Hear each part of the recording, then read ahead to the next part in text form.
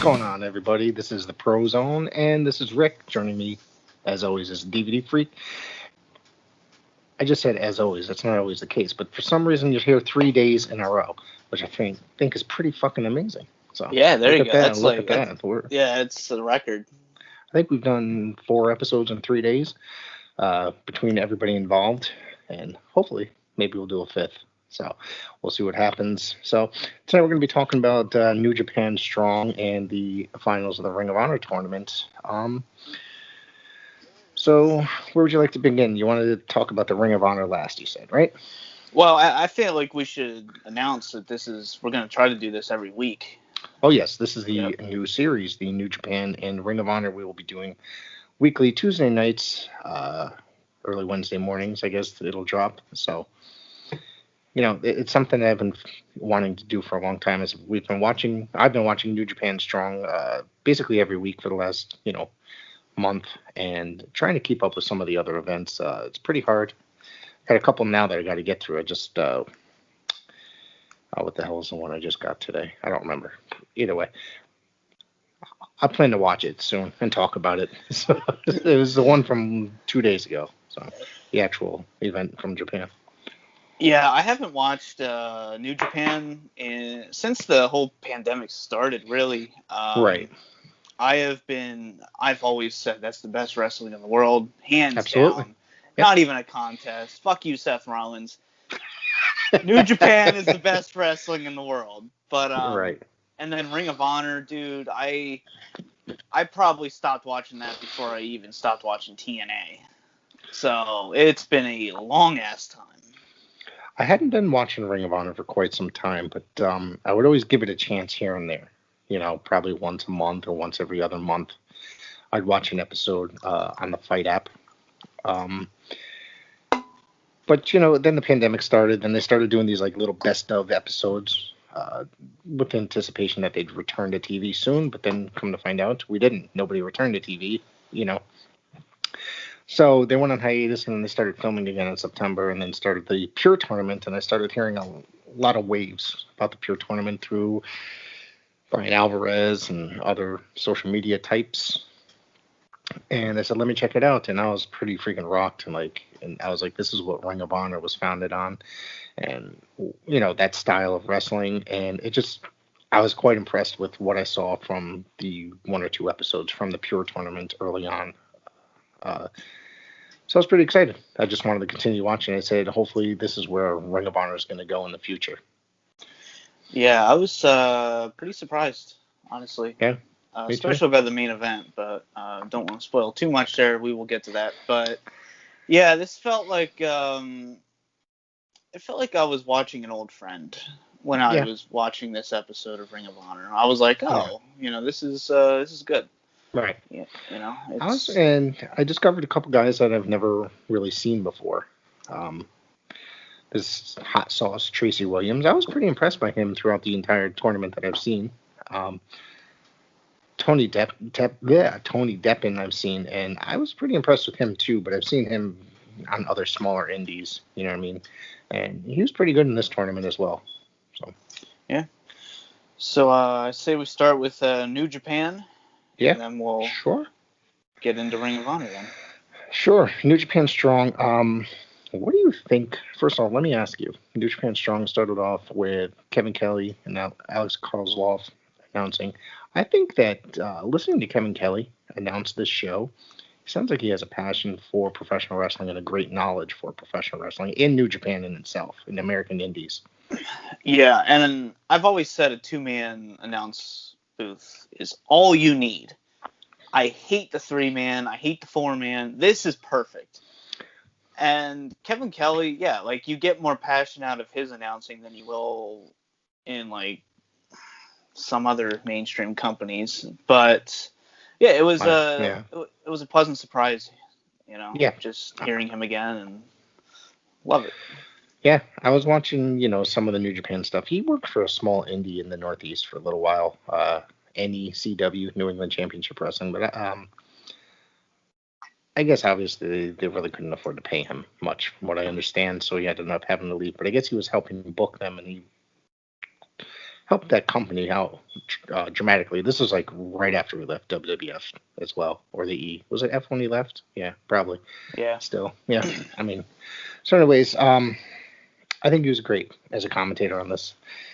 We have Clark Connors and Dylan Kyle Cox against the Regal brothers, Sterling and Logan, and I thought this match was really freaking cool. It was, the Regal brothers were basically like kind of mat wrestlers, technical, and they won by that spike DDT. I thought was pretty fucking brutal. Yeah, when they were setting that up, I'm like, where's this going? And then they hit it. I was like, oh shit. It looked like he was gonna kill that guy. And it's just like New Japan's. They honor the tradition of finishers. You know, they don't have a million finishers. When you hit a finisher, 99% of the time, that's it. Yeah, it's not. You don't got to hit it. There's no dramatic kickouts, and then you got to hit it 3 times. It's not WWE basically. That whole kicking out and then doing it again, and you have to hit every single signature move. That formula drives me crazy, and I always use this one as an example. It's like, yes, I'm just so happened to gonna every match that Rey Mysterio wrestles, his opponent falls into the rope so he can perform the 619. It's coincidental that they fall in that direction for every single match, and that shit right there pisses me off because it's unrealistic. But the one thing about that is that's also the production of that kind of company as well. That they have to do stuff like that. Well, not that they have to, but they're so overproduced that they have to for their small fans because they're young kids that want to see crap like that. But in reality, it's just unrealistic. Yeah, well, even when Rey Mysterio was in WCW, his finisher was the Frankensteiner. So that was something that WWE, they adapted from him, for him. And it's just like when I was younger, I'm just like, how often in other matches that are non-Rey Mysterio matches does somebody fall into the ropes like that? Mm-hmm. You never see that. Right. Exactly. And then they'll position themselves, like they'll turn a little bit so they can take the West Coast Pop or the Frog Splash, yeah. It's so choreographed. Yeah, that's the word I was looking for. Yeah, it's ridiculous. But New Japan guys could hit certain moves, but it's not as corny, not as choreographed, I guess, or not as expected. It's like when certain things are coming in the other show, basically. But this match, I thought it was a tremendous performance by all 4 guys here. I don't think I've ever seen the Regal brothers before. I think that was my first time seeing them. Neither have I. Yeah, I was quite impressed. Whenever I hear the name Regal, though, I expect something great. And, they they tore it up for what's considered a TV match. And I will be giving star ratings. I usually only do star ratings for pay-per-views because I don't watch televised wrestling. This is the first time I watched televised wrestling in a very, very, very, very long time. So figured why not give these matches some star ratings. I gave this 3.5. I enjoyed this match. It was, kind of your above average tag team match. Like, it wasn't like stellar, but it's definitely good for a televised tag team match. And you do have to take that into consideration. This is televised. Right. I'd have to say I'd give it a 3. I'm not a person that believes in the halves, really. So, I don't know. I think it's very rare that I would give it a half. I go on the quarter scale. I'm very exact. I did have it at 3.25 originally, but then thinking about it, I'm like, you know what? Now if this was a pay-per-view, I probably would have gave it 3 or 3.25. But being this was televised, no crowd, I think to get me excited for it, the amount they did without a crowd or without a pay-per-view name to it, I gave them a little more credit than they probably deserved. That's the other thing is, like, think of this show without a crowd. It's just in an empty studio, just a ring. The announcers, I don't even think, are they sitting there live? Yeah, I think they were. I think they were behind a glass. Yeah. Okay. Yeah, plexiglass, whichever. But they're bulletproof glass on glass. Yeah. they're creating a really good product for having no crowd. There's a bunch of really good promotions out there that are doing that. You know what I mean? Such as these guys, United Wrestling Network with their Primetime Live, Championship Wrestling from Hollywood, which is also related to that. And I'd like to include a couple others, but I can't. So, but I thought it was just good. The whole beginning. If this was had a crowd in it, it would have totally fucking delivered. Like Yeah. 100%. It probably would have gotten a higher rating if there was a crowd, because a crowd for a match like this really, helps out a lot as well. Oh, for sure. Yeah. Tag team wrestling's kind of built for a crowd because you have like double the heat for a tag Right. team. You have to look at the psychology of it. Mm-hmm. A hot tag's not a hot tag if the crowd's not pushing for it. Right. So it's tag team matches I think suffered the most from this whole no crowd bullshit. So I don't know about that. I think gimmick matches sure as hell do. Well, yeah, but I'm not a gimmick match person, Yeah. so it's just like. Well, look at the Hell in the Cell or the ladder Oh, God. matches. The ladder Yeah. matches we were talking about prior, previous episodes, weeks ago, whatever. That those matches would be better with crowds, and they're not delivering by any stretch without the crowds. I wouldn't even have a Hell in a Cell match without a crowd. It's like the Rumble. Don't do the Rumble if there's no crowd. I'm gonna be. If they do that, it's just gonna be ridiculous. And the one thing is, because are they gonna bring? If they do, let's just think about this. If they do the Rumble and there's no live crowd, is there gonna be any surprises in there? Any surprise entrants? There's usually at least two. I think they will, but it won't be like anyone like crazy.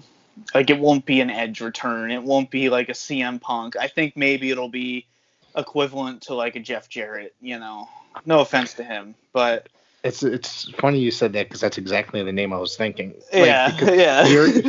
He already did it once. He's on a Legends contract. No offense to Jeff. He's a great, great wrestler. So I did read a report today that they were trying to get a crowd like more than anything for the Rumble, because that's the most crowd-oriented pay-per-view. Yeah, I mean, listen to the reaction when Edge returned. I think that's possibly one of the loudest things I've ever heard in my life. And just the facial expressions that were on people's faces. Anyway, we're getting off topic. But that's nothing out of the ordinary. We've got plenty of time to get off topic. Did you see this commercial with the laundry spray in this show? No, I skipped that. Oh, I actually sat there. I actually sat and watched it because I was just like, "What the hell is going on?" It was pretty comical though. It was nothing. Yeah. But either way, Blake Christian and Carl Fredericks. I've seen both of these guys before. I saw Blake Christian actually about 2 weeks ago on a show, on a Game Changer show. He's pretty decent. I think that man bun does not work for him when he's running the ropes, because it just looks like it's probably heavy. But either way, Carl Fredericks won by submission. This one, I thought this was a great match. I really did enjoy this one a lot. So, what sucks is this should have gotten more time. That's kind of how a TV match is hurt. You can't have a 30-minute epic on TV. Right. Especially on a 42-minute program. Right. This one also would have really benefited from a live crowd because of the spots they were doing. Yep. It was, as Kevin Kelly said, you're not going to see a whole lot of technical wrestling, but, they're going to stay within the rules, but basically they were high flyers in a way, or, you know what I mean? And they did some really cool spots in this, but that submission hold to take the win was pretty impressive as well. Well, I think Kelly even said, don't expect traditional mat wrestling for this one. Mm-hmm. And ironically, it ended with a submission. So it was. Yep. I did like that little tidbit there. Yeah. It was a fun match, and I look forward to seeing actually both of these guys down the road as well. Like I said, I've seen both of these guys a few times, especially Christian. I think I've seen more. With wrestling, Game Changer Wrestling, GCW, every now and again. What would you give this one? Probably go another 3 stars. I went 2.5. Yeah. I think it was most hurt by no crowd and not enough time. Yeah. It's a nice little skirmish. Don't get me wrong, Yeah. but it's just it sucks. It's a product of the time. This would have went over great with a crowd for Oh, I sure. think so, definitely. Yeah. All New Japan product goes great with a crowd. Yeah. So it's just like The funny it's sad. the funny part about that is we're talking about New Japan wrestling, and crowds in Japan are different than crowds in the United States. Yeah. You watch the crowds in Japan, and it's silent until things get really insane. You know what I mean? Until there's like, that's the funny part. It's like, is there, with a match like this, say if it took place in Japan, would the crowd be fucking wild? I've never seen a wild crowd in Japan, really. Well, you know what they say. The quieter the Japan crowd is, the better because they're actually absorbing it. Yes. And that's how I had this debate with JJ the other night. I'm the kind of person, if I go to a wrestling event, I'm silent the entire time because I'm paying attention, I'm absorbing it, I'm critiquing it. I'm not the popping kind of person. I'm just not. It takes a lot for me to pop. Yeah. I have in the past, especially recent indie shows I've gone to when I was actually shocked at certain things that happened. I don't necessarily, like I said, I'm mostly a quiet person. I will sit there and clap when I see things, just kind of like the Japanese crowd, I guess. They'll sit there and clap respectively Yeah. to matches and then clap at the end of the match. Which I love Japan crowds for that because Yeah. nowadays you have a "This is awesome" chant if somebody does a clothesline. Like it's ridiculous. Yeah, they could fart in a ring and they're like, "Holy shit!" Yeah, they're chanting "Holy shit." Yeah, it's just, and then the worst part about that is now we're going to go back, and I hate to keep comparing to the other product is that the piped in crowd noise. Was it the pay per view that we were watching last week or whatever? The piped in "This is awesome" and the piped in "Holy shit" chants. I mean, it's just bad news, man. It's when you have to do stuff like that. Yeah. You need it to be natural. You don't need such a produced product to put on a good show. These 2 shows that we're talking about today are perfect examples of not needing that stuff. Well, one more thing before I don't want to get crazy off topic here, but Sure. I actually know a few people that were in the Thunderdome, and they're basically directed through the entire show. Are you serious? They'll tell you, hey, cheer for this person. Put a thumbs up. If there's a heel that comes out, put your thumbs down like this. So it's something pop up on their computer or their laptop or their phone or whatever? But yeah, they're directed. It's like if you have a sitcom audience and they have the little directions up above, laugh, boo, cheer, that kind of thing. It's like a classic sitcom where they just direct you through the whole thing to have an unnatural reaction. It's, oh God. At this point, I'm kind of sitting there thinking that, the Thunderdome's bad news. Whatever happened to when they were having the plants in the crowd instead in the arena? The performance center students or whoever, where they just sat there and there's ridiculous overreacting. Yeah, they'd be banging on the fucking plexiglass and. Yeah. It's ridiculous. And I think it's funny. I can't remember which match, but you might know the referee's name. It's the most overweight referee I've ever seen. In Ring of Honor? Or no? No, in New Japan. Oh. Maybe it was Ring of Honor. I have no idea. I know, was it Todd Sinclair is the referee that's kind of chubby in Ring of Honor? He's on just about every episode. Maybe that's what it was. Yeah. I watched these back to back, so yeah. Never mind. Yeah. I think he's a good referee, but he's on TV just about every match. So just about, at least he's got a good run. Must be doing something right. Yeah. Well, Sinclair owns the Ring of Honor. I wonder if he's related. I mean, maybe not. Okay. I have no idea. Someone's cousin? Yeah, someone. He's the black sheep of the family that needed a job. They're like, all right, if you quit crack, I'll let you have a job. Okay. All right, so the 8-man tag match. You want to list this one off? I can't pronounce that name. Finley, PJ Black, Alex Zane, Mysterioso against the Three Sons of Haku and somebody Kenta? else. I can't. Kenta. That one. Yes, Kenta. Yeah. Yes. Oh my God, it's right here in my notes. I'm looking right at it. I think I combined two words by accident when I was typing. And Kenta. I'll tell you what. It's great to see Kenta back in his. Back in his realm. Oh my God, yeah. Because I can't even remember what his WWE or NXT name was. The funny thing that you're saying that is, I was just like, I sat there the entire episode trying to remember. I didn't even whip out my phone to look it up or anything. I was just like, what the fuck was his name? Now, let me look that up. Because now I used to Hideo Itami, yeah. Right, yeah. Yeah, I felt really bad for him because I really love Kenta. Yeah. And it's just like I can't name one memorable thing he did in NXT or WWE. Like it's retarded how misused he really was. Yeah. I was really surprised that he had actually signed with NXT or WWE period. Yeah. Because at that point I hadn't been watching wrestling that much, and then I started getting back into wrestling and started watching NXT, and I was really pretty shocked to see him of all people, because he's still relatively young, but he's very well known, you know what I mean, in Japan, and was huge. So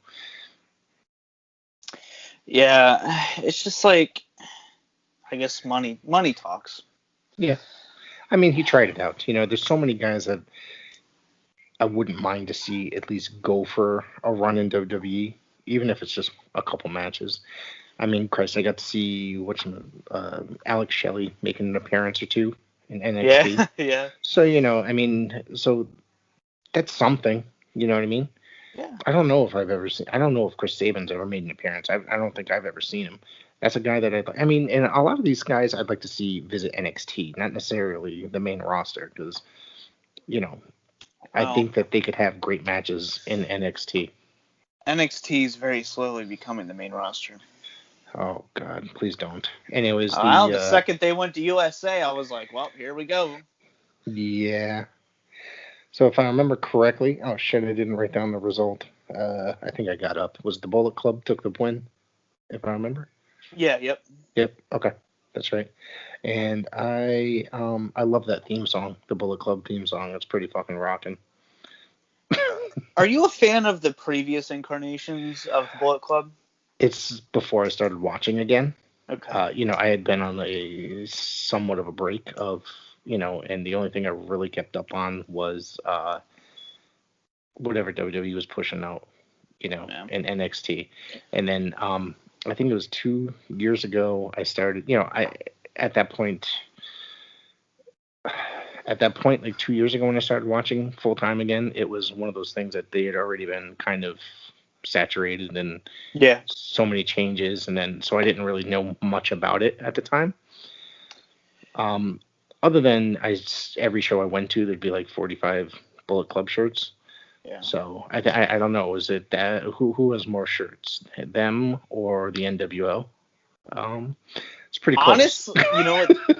I don't think anything will beat Austin 316, but I think Bullet Club is number 2. Yeah. Honestly, I think they probably do have more than NWO at this point.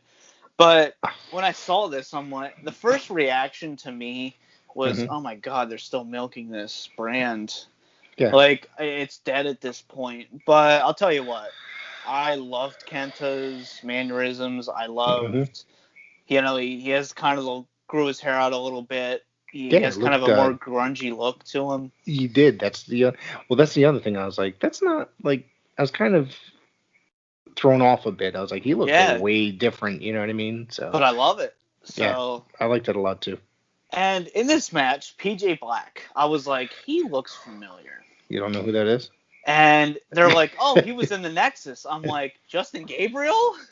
Yep. He, like I said, I've been out of the loop for a while, but I actually really liked Justin Gabriel when he I was thought in. he was really good, and when he was Yeah. in WWE, and him and I thought Heath Slater were a good tag team, like a good undercard tag team.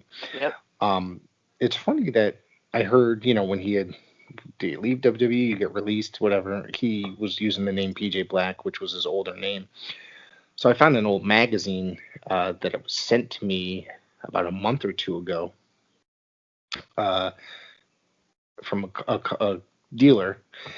I think it's from like either 95, 97. And apparently there's a whole one-page article preview on an upcoming superstar called PJ Black, which I was just like, it was 20 years ago or something like that. I think was the article. So I thought that was kind of interesting and funny at the same time.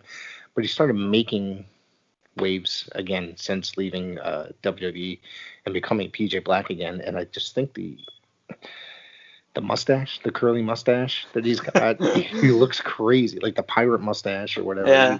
And the green dreads, he just looks insane. But he's been putting on some good matches on Ring of Honor as well. I watched. I think he was part of the Pure tournament just a week or two ago.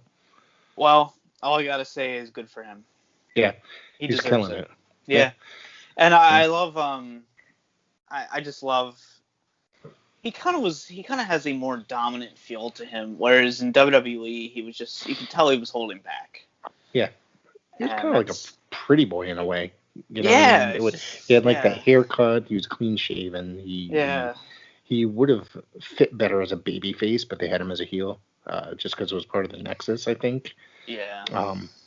But what was your thoughts of the Nexus, the original Nexus? I would say, I not the crap version. fucking loved the Nexus. Me too. I gotta tell you, and then it went to shit. Yeah. Too quick. Well, that's the thing, is like the episode that they all came out and invaded Raw, and the one that Daniel Bryan got fired for. Yeah. That, when I saw that, I was like, this is fucking amazing. It really was. And then, the next day they said, oh, Bryan Danielson was fired. And all that shit. I was just like, him of all people. Yeah. But I was just like, but and the funny part was, I was like, he's going to be okay because he can go to Japan, he can go anywhere, you know what I mean, and make a living because of who he is. He had already made a name for himself in Ring of Honor and the international scene. Well, he even said after he was fired, he's like, okay, I'll just make more money on the independents. He made more money than ever. Yep. So he was like, when he got fired, he was like, all right, that's cool. But yeah, I'll never. And 2010 was a rough fucking year for WWE, man. So I was watching on and off, and I remember I tuned in for that second hour. That was before they were 3 hours. I tuned in for that second hour, and then I remember. I even remember that date. It was like June 5th. That's how memorable this was. Right. And it happened, and I just kind of, even after the show went off, like the next show started playing, and I was just kind of sitting there like, holy shit, that was... It was shocking. It was... Yeah. It wasn't... It wasn't reported. It wasn't spoiled. It was some classic wrestling. And I was like... They were still doing decent stuff at that time period. You know what I mean? And that was the first time in a little while I was like, holy shit, I'm going to make sure I watch first thing next week. Right. So it really hooked you. I love that segment, and unfortunately, that was the peak of the Nexus. I really hate to say that. They had some good weeks ahead of them. What was the pay-per-view? Was it SummerSlam that they had the elimination match? Yeah, don't remind me. Well, the whole thing is, they're going to have a surprise. Cena's team was going to have a surprise member. I'm sitting here like, it's going to be fucking Bryan Danielson. You're not going to tell me any different. I was convinced right away who it was. I was like, it's... Yeah. You know what I mean? And that was just a couple weeks after he got fired? Yeah, it was only like 2 months, yeah. Yeah, so I was like, it's going to be him. Did they even really fire him? Let's think about that. It could have been a work. You got to go home for a little while because what you did on TV was a little drastic. Well, you had fucking Stone Cold Steve Austin coming out flipping people off and, just doing, and then it's the same company that had the Katie Vick storyline, but they're worried about something like this. It was the sponsors. They Yeah. wanted an example made out of him. So they're probably like, look, we're going to send you home for 8 weeks without pay. Do your thing for a little bit. We'll call you when we need you. Yeah. Well, So either way, I thought that helped Brian in a way. Obviously, he was when he came back to WWE, it was a very strange thing because he was just like, he'd come out, he'd won the U.S. title, and what ended up happening, he would job to guys like fucking Sheamus as the champion. He'd come out with no ring God. music, you know what I mean? He'd already be in the ring, and Yeah. I'm just like, and they're trying. It's like they were trying with him to try to figure out what to do with him every week. It's like, all right, we're just gonna give him a belt because it's Bryan Danielson. You know, you know what I Yeah. mean? It's just like we don't know what to do with him. I'm sitting here like, I was like, well, he's on my TV every week, but I'd love to see this guy on my TV every week, but I was confused. I had no clue what the fuck was going on. Then the Nexus was just literally once that SummerSlam match torn apart. It was just within just a very brief period. Well, it's because Vince McMahon said himself, SummerSlam, the second biggest pay-per-view of the year, needs a happy ending. And I know Edge and Chris Jericho, they heavily fought the ending. They said, no, we need to put them over. This is their shot. This is going to break them. And unfortunately, even John Cena in later years, he said, yeah, I messed up. Yeah. He admitted he was wrong. So that's pretty big. That's the thing is like you don't always need a babyface winning the main event. No, you don't.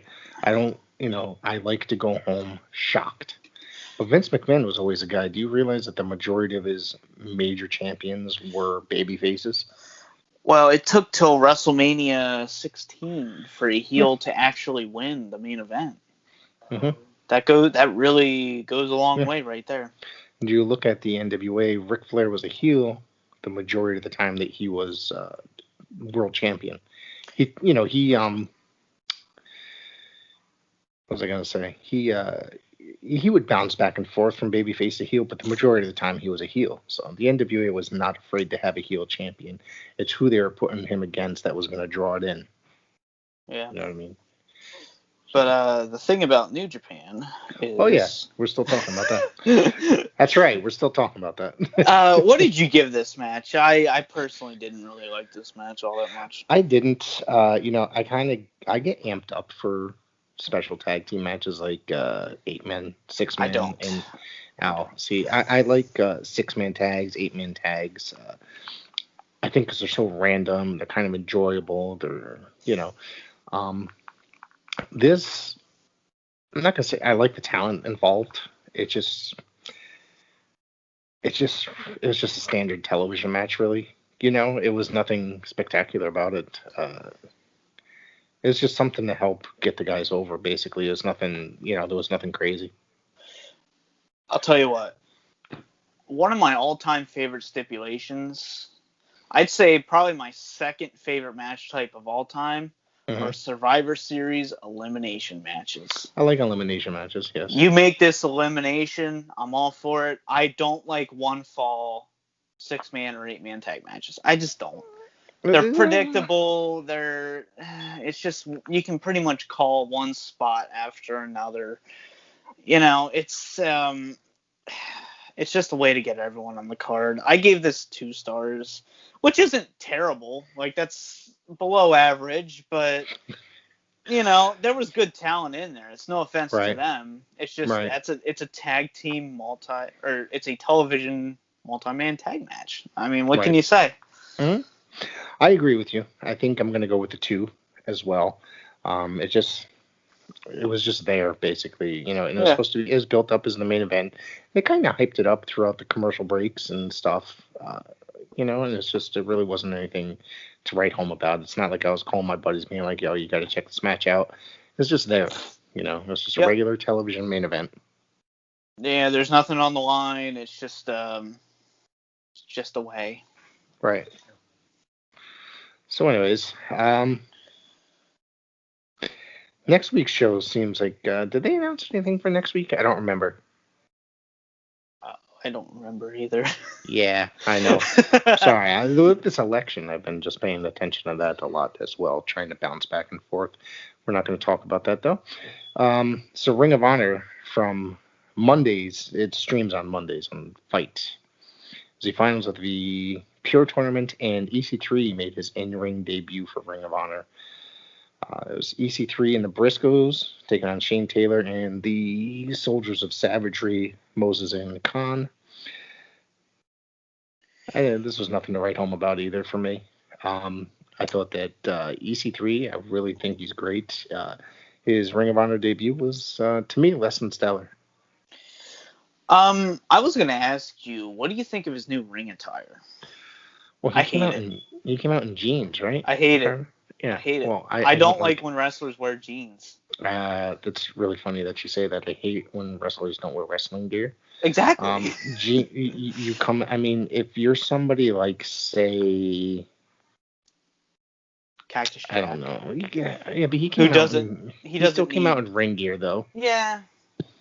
When he and then he went through the phase where he just came out in sweatpants and a button up. That drove me nuts too. Oh, because God. it was just like, come on. Yeah. I'm trying to think. There was somebody that I could say that got away with it. Moxley. One of the.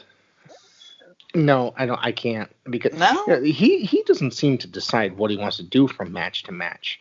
Because he'll come out, he's got trunks, and he'll come out wearing camo pants, and then he'll come out wearing then there's a pair of long tights he owns, then there's a pair of black jeans he owns. But the funny thing about it is when he was on Jericho's podcast, he went off basically saying how much he hated wrestling in jeans and that Vince made him wrestle in jeans. He says, I don't care. He said, it's hot as fuck. He's like, it's hot as fuck. I'm under the lights. I'm sweating my balls off.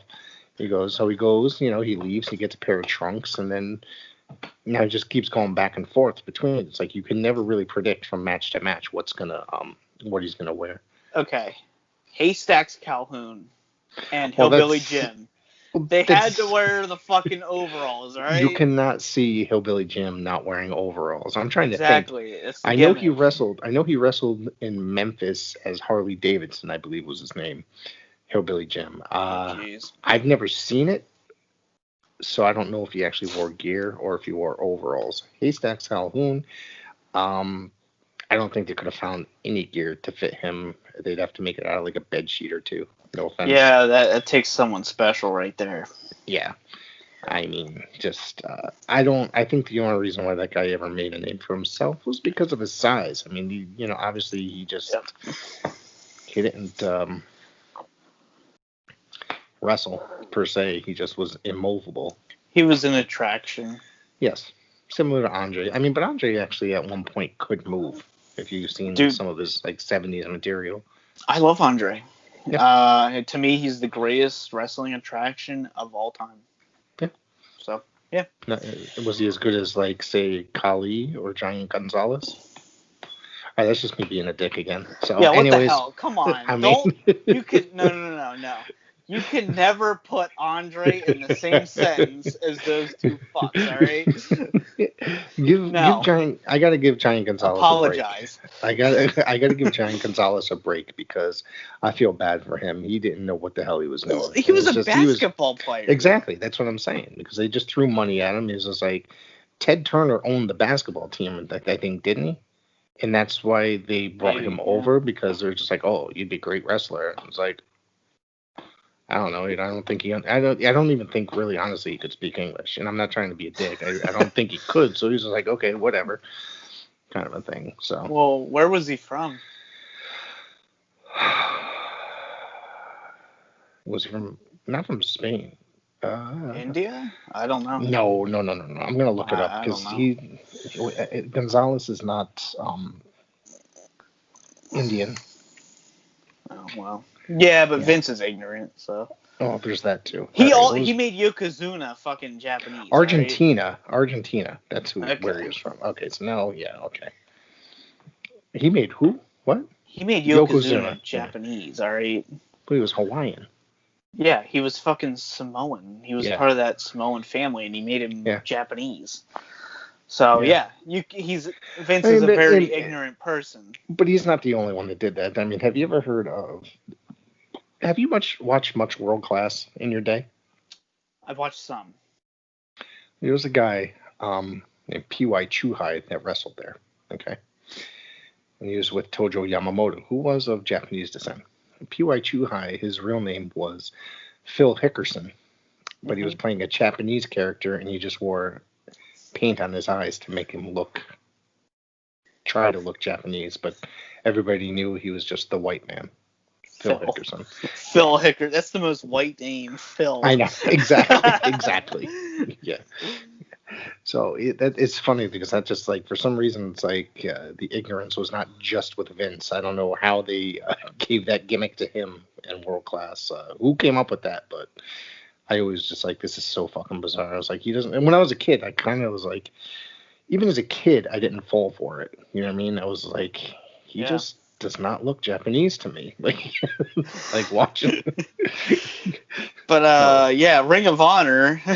Oh, yeah. So, Ring of Honor. EC3, the Briscoes lost to Shane Taylor and Soldiers of Savagery. What did you think of this? Like I said, I'd probably give this a 2. It was just like a less than stellar match to me. I'll give it 2.5, which is as average as you can get. That's the average right there. You know, right. It's not bad, but it's not great. You know, nothing was putting it over the top. Right. This was I'd rather EC3 do something else for his debut. He didn't seem to be too involved in this. It seemed It seemed like the Briscoes were mostly involved. And I like EC3. I like him a lot. I think he's a great. For some reason, I think that he was very misused in WWE, and I just don't want to see him misused in Ring of Honor or Impact right now. I'm wondering, is he actually under contract to either of those companies? Because he's. I heard he's done with Impact. Really? Yeah, I read that maybe yesterday. So basically, just signed on for Bound for Glory, basically, and then. Yeah, I mean, don't take it serious. You know, I'm not 100% sure, but there was an article speculating that he was done already. Right. So, but I'll tell you what, though, he's one of my favorite TNA champions. Yep. If not my favorite. I think they really took a risk on him. That's the thing with TNA is like they took a risk on a lot of young guys like him, Eric Young, and just put a belt on him. But they'd go to WWE, they'd never get a belt. You know what I mean? Yeah. I mean, freaking EC3 was on. If you were lucky, he was on Main Event. You know what I mean? Which is I don't even get Main Event, so I guess it's a Hulu exclusive. But these days. I have a very famous story I've told on my channel where I annoyed him for like 3 hours. Because I remember you telling me that. Oh my god. Oh my god. I was 19 when that happened. So he did a signing where I work. Mm-hmm. And I went to my manager. I'm like, dude, I want to work that night no matter what. And I just started. He was in heel character, like for sure, which I give him credit for. I was asking him like really breaking kayfabe questions, like his match with Rockstar Spud. I'm like, hey, was that hard way or blood, or was that hard way or was that blading? And you could tell he didn't want to answer it. He's like, well, a little bit of both.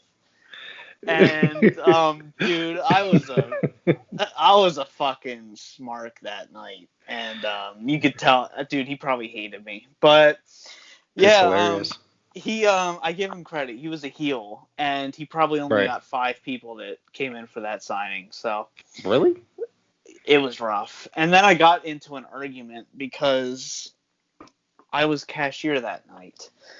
And I remember ringing some girl up. She had part of her fucking hair dyed, like Seth Rollins did. This was 2015. You know what? When Seth had that, I thought he was the biggest. I mean, not that he, it hasn't come out since that he's the biggest fool on the planet, but I thought he was the biggest idiot when I saw that. But yeah, she was all dressed up in the Shield gear. I'm like, you don't like the Shield, do you? She's like, yeah, I love them. I'm like, oh, fuck you. Like. I hate the Shield, and that's a DPAP moment there for you. I hate the Shield. I didn't mind them when they were heels in NXT. It's when they came to the main roster and they were baby faces that irked me. Wasn't that Florida? Wasn't that FCW that they were in? Were they actually in NXT? Yeah.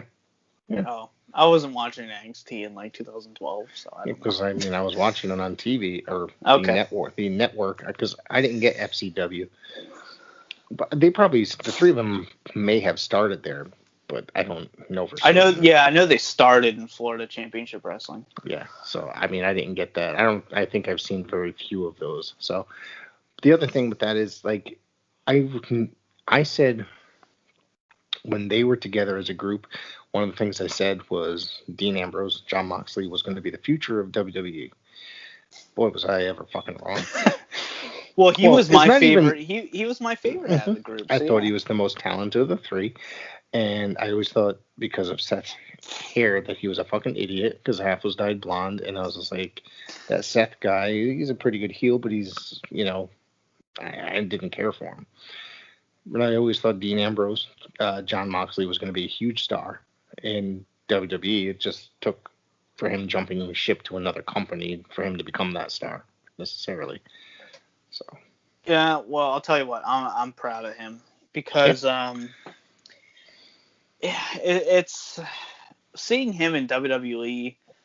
I'm just like, dude, what are you doing? Like, please go somewhere else. Like when he announced he was leaving, I was so happy, and seeing him make his debut at Double or Nothing, that made me ecstatic. I was like, good for you. You can do whatever you want. You can be that heel. You can be yourself. You can have your own personality into it. You don't have to take a scripted promo. So he belongs in AEW. And it's like CM Punk. Don't go to WWE. You're not.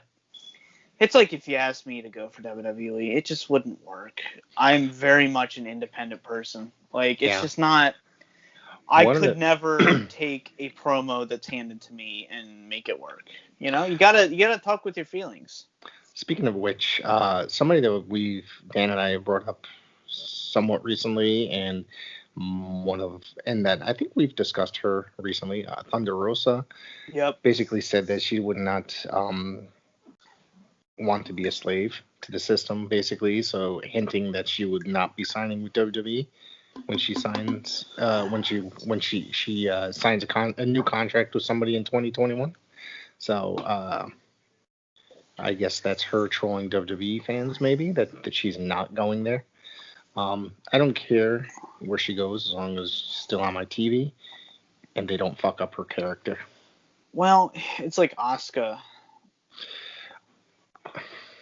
It's kind of hit or miss. I like her a lot. I think Asuka's really great, and I think even it's a different character, but I think it's still pretty good, if you ask me. It's nothing to just give up entirely on Asuka for. I love Asuka, and I was at WrestleMania 34 when she lost, and I was like, really?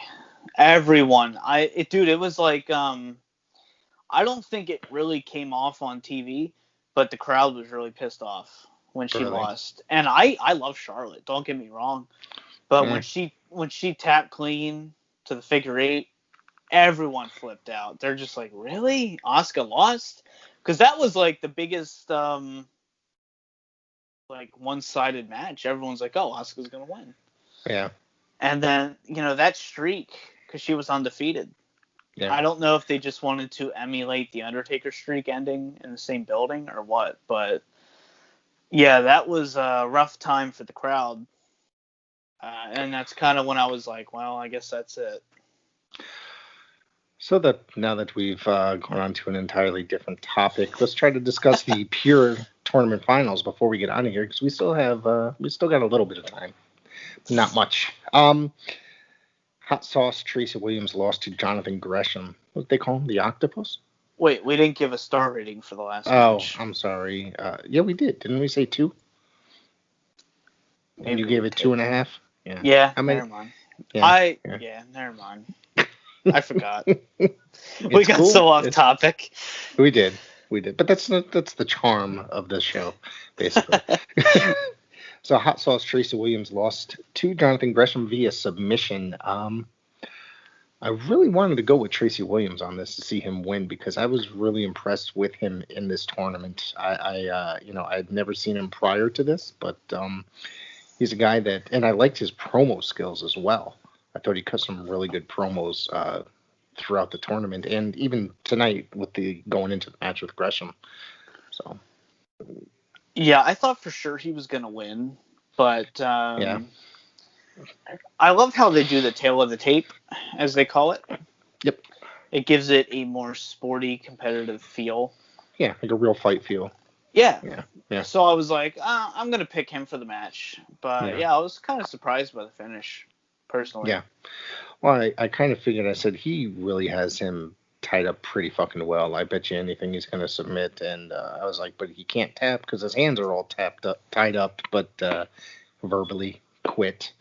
So, yeah, I mean, I'd have to say, I have to give this 4 stars. I thought this was classic, old school style wrestling, grappling. There was nothing really crazy. Do you realize they were going at it for about 2 minutes and then didn't actually do any maneuvers to each other until they were outside of the ring? They kept trying to go for certain moves, hip tosses and moves, and couldn't land them until Gresham accidentally went over the ropes onto the floor.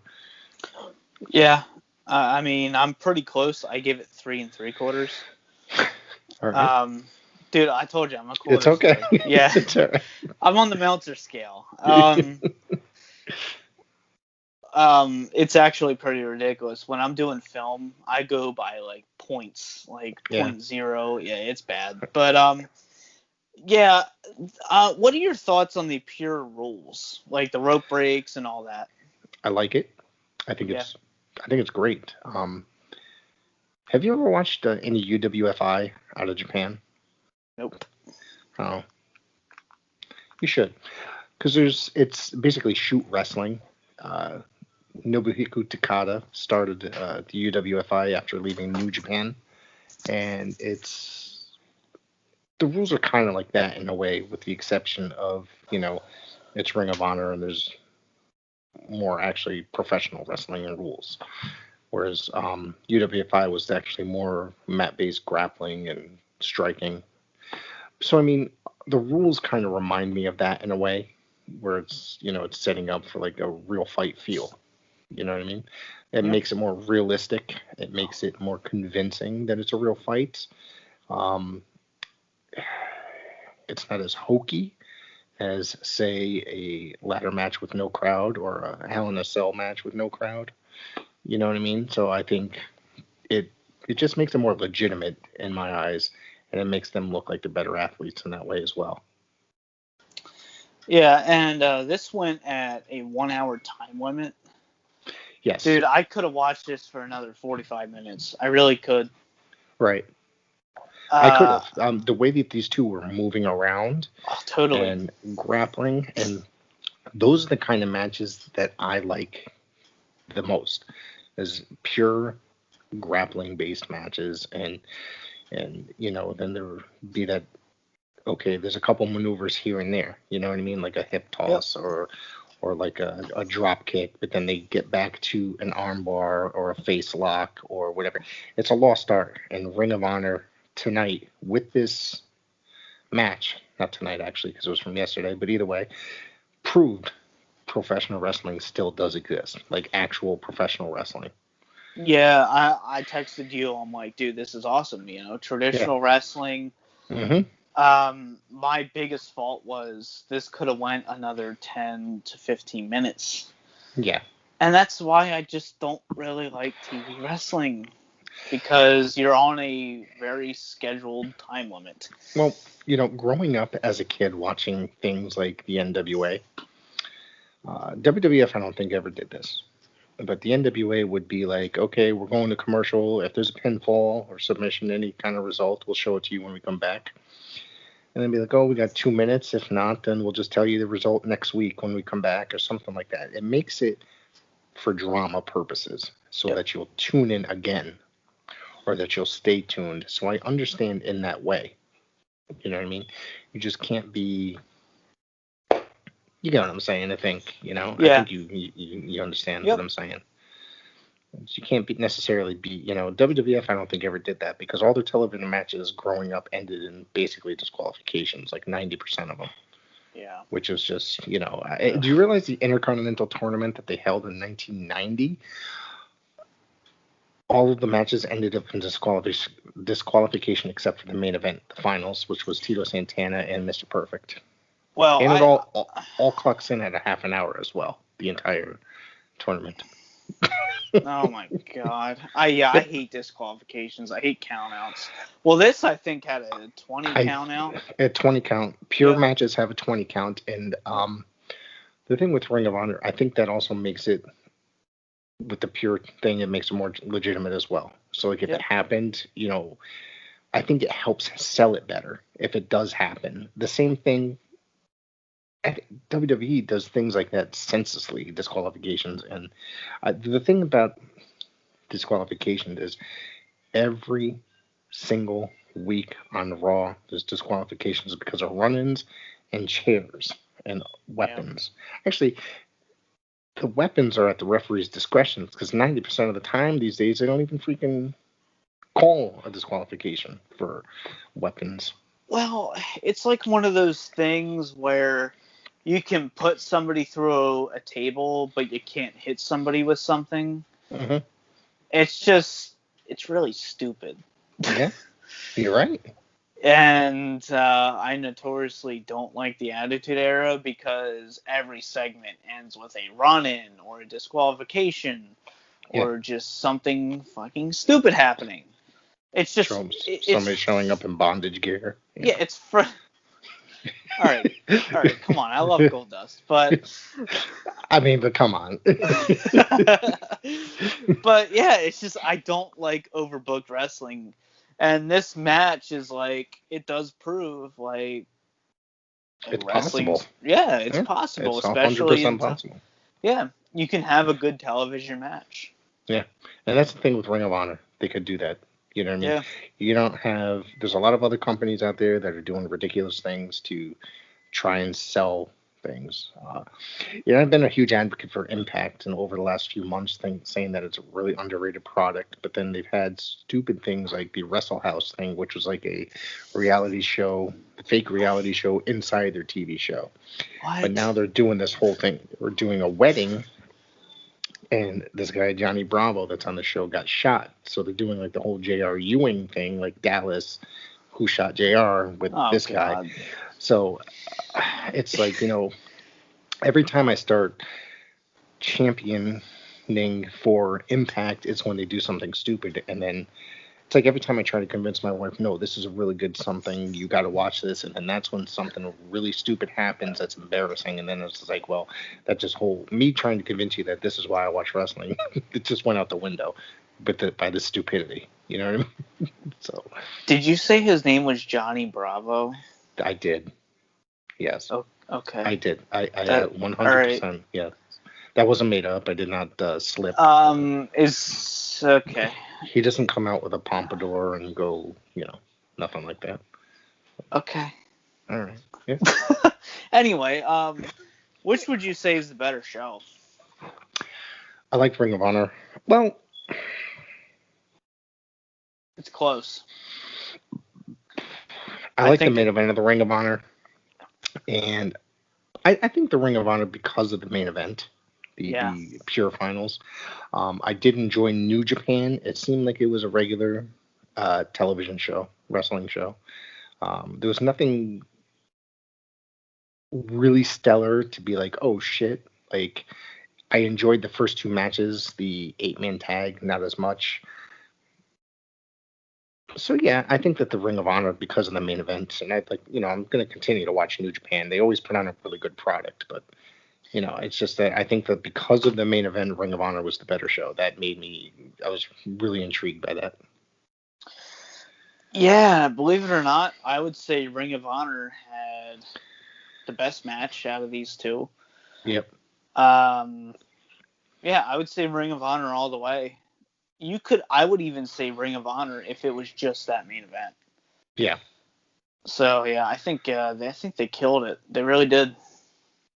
I told Dan, you guys got to start watching it again because it's getting better, and the Pure Yeah. tournament was definitely the reason what got me involved. One of the things is that we were going back about the commercial breaks in television wrestling is that they keep trying to get people. It's like, oh, there's a decision, with the television time limit, you got to go to Honor Club to finish it. It's like, I'm not signing up for Honor Club. Yeah. I don't belong to Honor Club. I don't need another wrestling subscription service added to my bill. So, because I already belong to like 3. So, uh, Yeah. that's even questionable as to how long I'm going to keep the one of them. The only reason I have the network is because of you. For the retro Well, reviews, you dick. So you should send me $10 every fucking month. all right, But you got Venmo, Cash App, PayPal. yeah, I expect a Cash App tonight. But yeah, it makes it more realistic where they're just like, yeah, just in case it goes over the time limit, tune Yeah. in to Honor Yeah, you can Club. view it on Honor Club. Yeah, Exactly. Yeah. which that's very kayfabe, so I'll give them that. I But do like. obviously, that's a cheap plug. But there are times I wouldn't mind jumping in and splurging for Honor Club. But I'm just like, do they own? I mean, because they would have their pay-per-views, but then they would have exclusive events for Honor Club. Basically, was it weekly or bi-weekly, something like that? So it's just like, So I mean, like, and then there's a bunch of exclusive content, and then the entire back catalog. You know what I mean? Yeah. So it could be worth it. I mean, it's probably. Well, how much is it? I think it's $9.99 a month. I think, but I think you could also. I think you could pay for the entire year at a time or something like that. I don't know. But then you also get discounts on merchandise, all this other crap. You know what I mean? I guess there's different tiers. Like you can get discounts on merchandise if you're sign up a certain way. I looked into it a long time ago, but I have not kept up with it in a while. I used to have the Impact streaming service just so I could go back and watch older pay-per-views. The Global Force one. Yeah, sure. Yeah. That's the one. I had that one, and funny thing about that is I was like, there's nothing on here I really want to watch other than Explosion. Okay. I don't even know why I'm watching Explosion, so I wanted to cancel it. So I canceled it, but then they charged me again. So I wrote to them. I said, listen, you fuckers. So then they canceled it. They canceled it on their end. Then I never got charged for it ever again, but I still had access to everything that was on there. So for some reason, they just took out my payment information and I just gave me access to everything on there. Any of the exclusive events that they had. And this is, so it wasn't that bad. And it wasn't until they upgraded it and changed the name to Impact Plus that I ended up signing up again. Yeah. Because I was like, all right, they started doing more exclusive content on there, exclusive events. But even still, it's just like, Jesus Christ, poorly produced. Remember when WWF used to air the MSG shows and stuff like that? Yeah. It's like they were like really poorly produced versions of that. It's like, the commentary would be extremely loud and you couldn't hear anything in the ring or the crowd or whatever. So I'll tell you what. Speaking of poorly produced, I know AWA used to do this, but they would literally have one camera angle for the entire show. I love that. Well, back in the day, they'd have like a studio, and they would basically use like the hard cam, the one cam. In the old in the 70s and into the early 80s, it wasn't until they started recording into the actual arenas that they started having the multi-camera angles. But the psychology behind that is it makes you feel like you're part of the crowd. Right. My all-time favorite promotion is AWA, and that's one of the biggest reasons. Mm-hmm. Because you just had that one camera angle. It felt so real. Yeah. I love that camera angle. And it's just like nowadays with Kevin Dunn, it's just like you have 10,000 shots in a minute. It's just, God, I hate overproduced things. When people start pummeling each other on the TV show and then they start flashing camera angle, like switch back. It's just like when they're just like, chair shots. It's like, what the fuck are they doing? More so, you're giving me a headache and making me dizzy by shaking the camera that way. I said, you're not entertaining by any reason. Is he on Twitter? Is he on Twitter? Kevin Dunn? I don't think Yeah. so. I'm gonna Bucky Beaver. Probably because he's gonna get Bucky Beaver tweets every 10 minutes. So. No. Did you ever see Jim Cornette's impersonation of Kevin Dunn? Of course I have. It's hilarious. I watch it like once a month. I love Jim Cornette. He's my favorite. I clipped that and sent it to everybody like a while back because I thought it was hilarious. Dude, Jim Cornette's my favorite wrestling personality of all time. So yes, he still cares about professional wrestling. That's his thing. I hung up the. Oh, there it is. Yep, yeah, I hung it up.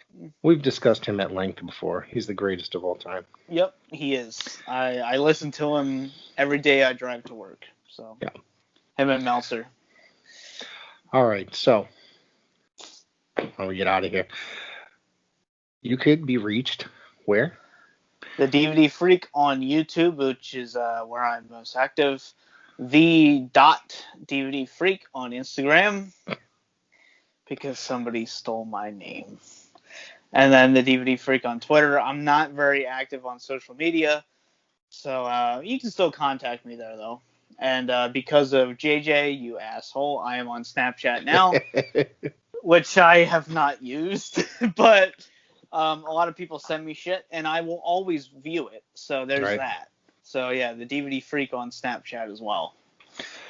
Don't forget to subscribe and like the YouTube page, Pro WrestleZone Podcast, and follow Twitter, Instagram, The Rick Del Santo.